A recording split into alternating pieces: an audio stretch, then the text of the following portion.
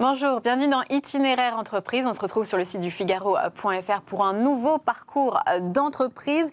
Et c'est tout un métier que l'on va découvrir aujourd'hui avec Forensic Risk. On va plonger dans les enquêtes financières. Pour cela, j'accueille en plateau Rim Belaoud. Bonjour Rim. Bonjour. Vous êtes manager et data analytics. Et bonjour Arnaud Colombet, vous êtes le directeur. Alors Rim, Arnaud, merci d'être là. Le cabinet Forensic Risk Alliance est spécialisé en enquêtes financières, aide de corruption, data analytics et comptabilité forensique. Alors, à quoi ça correspond exactement et de quoi on parle quand on parle d'enquête financière ? Merci pour votre invitation. Très rapidement, Forensic Risk Alliance, ou FRA, c'est une entreprise qui a été fondée maintenant il y a à peu près 25 ans. Les bureaux parisiens ont ouvert en 2006. On est 250 collaborateurs dans le monde, une vingtaine à Paris. Et on accompagne les entreprises de toute taille, de tout secteur, sur différents sujets de gestion de risque à travers 4 piliers principaux que sont la mise en place et l'évaluation de programmes de conformité, les enquêtes internes et réglementaires, l'arbitrage et le contentieux, et tout ce qui a trait à l'analyse et la gouvernance de données. En 2 mots, un cas emblématique de ces dernières années, c'était le projet Airbus, pour lequel on a mené l'investigation sur des allégations de fraude dans différents pays. Investigation qui a conduit ensuite à un accord judiciaire entre l'entreprise et les autorités françaises, américaines et anglaises, et une amende record d'un peu plus de 3 milliards. Alors, du coup, qui fait appel à vous et dans quels autres cas aussi on peut vous retrouver ? Alors, toute entreprise, peu importe sa taille, son secteur d'activité, peut faire appel à nous dès lors qu'il y a nécessité de voir de la donnée, d'analyser de la donnée et des chiffres pour analyser le risque, et en particulier dans le cadre d'enquête et d'investigation. Prenons l'exemple d'une entreprise qui est dans la mire des autorités parce qu'on l'a suspecté de corruption. Donc, on l'a suspecté d'avoir payé et corrompu des agents publics pour gagner des marchés à l'étranger. Le premier réflexe de l'entreprise serait de faire appel à un cabinet d'avocats spécialisés, et c'est là où nous intervenons. Nous accompagnons les avocats afin qu'ils puissent appuyer leur défense sur des preuves. Donc, typiquement, si corruption il y a eu, quelle est l'étendue géographique des faits, quelles sont les parties prenantes impliquées et par quel compte les transactions ont transité.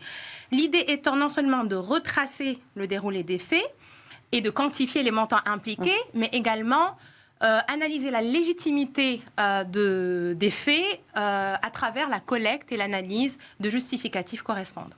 Ça veut dire que vous, le rapport que vous rendez, il est détaillé, mais est-ce que vous donnez des lignes directrices ? Est-ce que vous donnez des... Est-ce que ça implique que vous donnez votre avis ? Je vais laisser mon collègue Arnaud répondre à la question, étant donné que ça rentre dans votre question est très pertinente parce qu'on intervient dans le cadre d'investigation, mais aussi dans le cadre de mise en place de programmes de conformité. Si on reste sur les enquêtes, nous, notre rôle, c'est vraiment de reconstruire le déroulé des faits. Donc on ne donne pas d'avis, on fait une enquête de façon indépendante, de façon impartiale.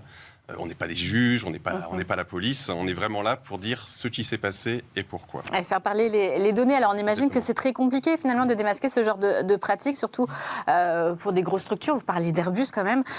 Les processus peuvent être vraiment très, très compliqués. Comment vous arrivez, vous, à trouver le petit détail ? Quels moyens est-ce que vous mettez en œuvre ?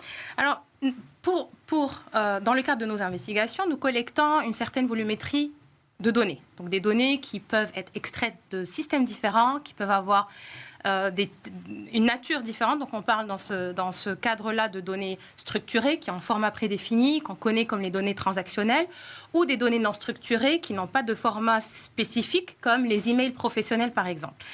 Néanmoins, il ne suffit pas d'avoir la donnée, il faut savoir l'analyser, il faut savoir la comprendre et l'expliquer. Donc c'est là où combiner des expertises de comptabilité forensique et d'analyse et de gouvernance de données apporte une vraie valeur ajoutée. Et pourquoi gouvernance de données ? La réponse est très simple, c'est que nous travaillons souvent avec des données très sensibles. Donc on est dans l'obligation de mettre en place des procédures et des normes pour s'assurer que leur utilisation est conforme et sécurisée. Et je vais vous donner peut-être un exemple de cas concret que nous avons traité pour illustrer comment on utilise l'analyse de données. Je vais le donner à travers un cas de fraude à la TVA. Donc, vous savez sans doute que les touristes peuvent bénéficier d'un remboursement partiel de la TVA sous certaines conditions. Néanmoins, ce remboursement peut être obtenu de manière illégale sans que la marchandise ne quitte la France ou la quitte vers d'autres pays pour qu'elle soit revendue. C'est dans ce cadre que nous avons été mandatés mandatés par une chaîne de magasins française afin d'identifier s'ils étaient victimes de ce type de fraude. Donc nous avons collecté plusieurs données allant de l'encaissement, de l'achat au remboursement et nous les avons consolidées pour avoir une vue exhaustive de tout ce qui se passait dans les différents magasins. Suite à cela, nous avons appliqué des approches mathématiques et statistiques dont la plus parlante serait l'analyse par réseau avancé, ou ce qu'on appelle network analysis, qui nous a permis de modéliser les différents acheteurs et voir si certains acheteurs avaient des interactions et ce qu'ils avaient le même comportement. Ça nous a donc permis d'identifier qu'il y avait un groupe d'acheteurs qui venaient le même jour, qui achetaient les mêmes produits et qui demandaient même le remboursement de la TVA le même jour. Donc, suite à toutes ces analyses, nous avons pu déterminer les groupes d'acheteurs et transactions à risque, sur lesquels il faudrait avoir beaucoup plus de surveillance, identifier qui, en interne, a permis à la fraude d'avoir lieu et estimer ou évaluer l'étendue de l'exposition du client à ce type de fraude. Oui, c'est ça. En fait, vous regardez les risques. Alors, ça veut dire que, en fait, on ne fait pas appel à vous qu'une fois qu'on soupçonne une fraude, mais aussi peut-être pour mettre un peu de prévention dans les processus d'une entreprise. Tout à fait. Alors, l'enquête, en effet, c'est tout le temps en aval. C'est après les faits, de nouveau, comme disait Rim, reconstruire ce qui s'est passé et quantifier le dommage. Un exercice dans le cadre de l'enquête, c'est également de faire ce qu'on appelle une analyse de cause. Pourquoi le problème est arrivé, comment, et ce qui va permettre d'identifier les contrôles défaillants, inexistants, inefficaces, qui ont permis la fraude d'arriver. Ce qui va en effet faire des recommandations et des actions correctives pour l'entreprise. En plus de ça, il faut savoir qu'une fraude interne, ça dure environ entre 12 et 15 mois en moyenne avant d'être découverte. Donc l'enquête permet de stopper les agissements délictueux. Et c'est important pour l'entreprise parce que c'est 12 mois pendant lesquels elle ignore cette fraude. Et dernier point, les entreprises de plus en plus mettent en place ces programmes de prévention et de détection des fraudes, des corruptions, alors soit volontairement, soit parce que la loi les y oblige. Et avec pour but non seulement d'empêcher, ça c'est la partie préventive, mais également de détecter rapidement le problème quand il s'est passé pour pas que ça dure 12 à 15 mois comme pour les autres cas. Mais elles ont les moyens réglementaires de les empêcher quand elles savent qu'il y a une faille. Est-ce qu'on leur donne les moyens en termes de réglementation ? Alors la réglementation la plus récente, c'est sans doute la loi Sapin 2 qui a été votée fin 2016, qui est une loi de prévention et détection de la corruption spécifiquement, et qui impose aux entreprises, à partir d'un certain seuil, de mettre en place un tel programme de conformité. Et il est important pour les entreprises de mettre en place ce programme parce que c'est une faute si elles ne le font pas. Le seul fait de ne pas avoir prévenu la corruption est une faute pour l'entreprise, même si il n'en arrive pas. La loi Sapin 2 a aussi d'autres dispositions qui, entre autres, instituent l'Agence française anticorruption qui va mener des audits pour vérifier que ça a été bien mis en place et qui ouvre la porte à la justice négociée en France avec la convention judiciaire d'intérêt public. C'est vrai qu'on a vu ces mesures anticorruption s'imprégner dans les entreprises au fur et à mesure. Alors, est-ce que ça veut dire pour vous que le crime financier va progressivement disparaître ?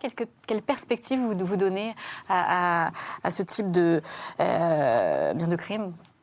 Alors, disparaître, je n'ai pas la réponse exacte au sujet. Néanmoins, on voit qu'il y a des tendances autour du sujet, en plus de la mise en place de lois et de directives qui donnent beaucoup plus de cadres à la mise en place des systèmes préventifs qui vont lutter contre la délinquance financière et toutes ses conséquences.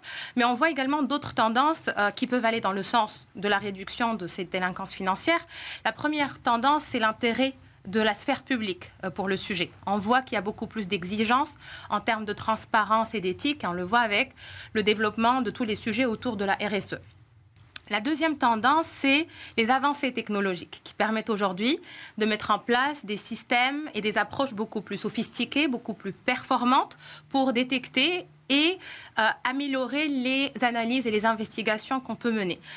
On peut ici penser à l'intelligence artificielle qui permet par exemple de déterminer, d'identifier de nouveaux schémas de délinquance financière qui n'étaient pas connus historiquement, ou l'analyse de textes et de sentiments qu'on peut utiliser, nous, dans le cadre d'analyse d'emails professionnels. Et la dernière tendance, c'est malheureusement l'émergence de nouvelles typologies de délinquance financière qui capitalisent ou qui tirent profit des vulnérabilités des systèmes actuels ou des vulnérabilités numériques ou de l'émergence de nouveaux produits financiers comme les actifs numériques par exemple et les crypto-monnaies qui ont été accompagnés par de nouveaux types de fraudes. C'est la raison pour laquelle FRA a lancé une pratique qui est dédiée aux risques autour des crypto-monnaies parce qu'il est important pour toute entreprise de s'adapter.